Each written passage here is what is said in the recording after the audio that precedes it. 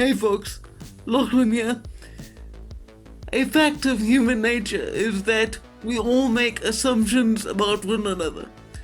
We almost have no choice but to do so, given that no individual human being has the capability or the capacity to instantly know exactly how to deal with every situation they may encounter.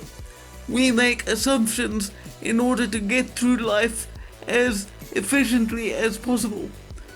When you're born with a severe physical disability, as in my case, quadriplegic cerebral palsy, you will be lumped with a whole bunch of social assumptions which you will then have to deal with for as long as you're alive. For me, the most annoying one by far is the assumption which holds that the appearance of a wheelchair must also mean that the person in it is automatically mentally or psychologically incompetent or at worst retarded. Now, because I've dealt with this one in some form or other for basically my whole life, it doesn't really get to me anymore. But there are other assumptions that I feel it's important to address.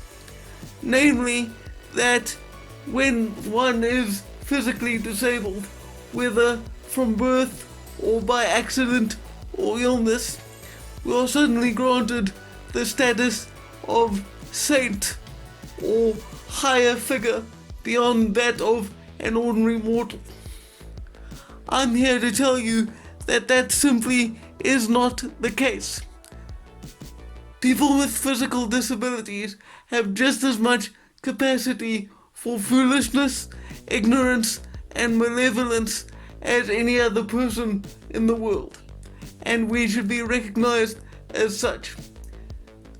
The flip side of that coin is that people have a tendency to want to view the disabled who do strive to do things and lead active lives as heroic figures to be praised and almost worshipped.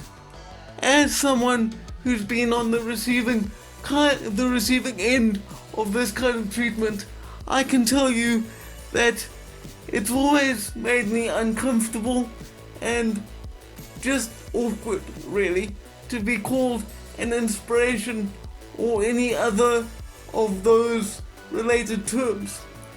I know that when someone says that I'm an inspiration, they mean well.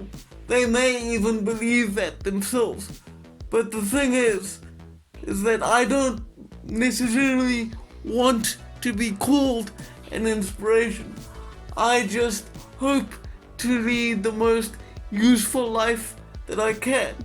Now, if somebody sees something I've done or reads something I've written and takes inspiration from that, it's great.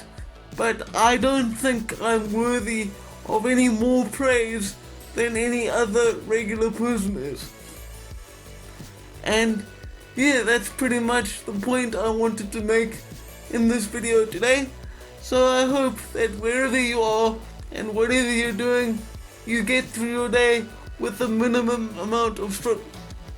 For now, farewell.